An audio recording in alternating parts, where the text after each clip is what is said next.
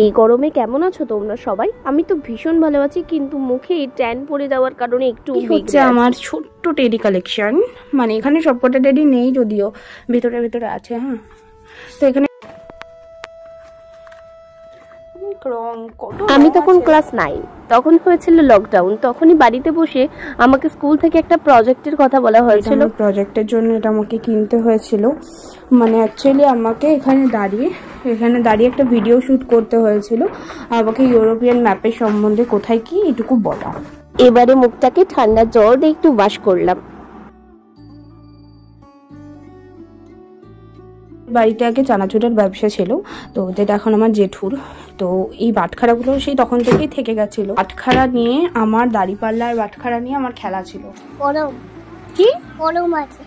কি কলম আছে? কোনটা? তোমার কান কোনটা? এটা। গুড। নেক্সট টিপ দেখিয়ে যাও। আচ্ছা, টিপ দেখাও। Good good. এখন মনুষ্য ফটো করছি দেখো। হ্যাঁ, টাটা বলো মামা। টাটা। এই ভাই ভাই ওমা বলো মা। মা কলম দাও। ওই দেখো কলম দিয়েছে। ইমা কলম দিয়েছে তো। এই কলম নাম কি? ও তো মডল। Good good good.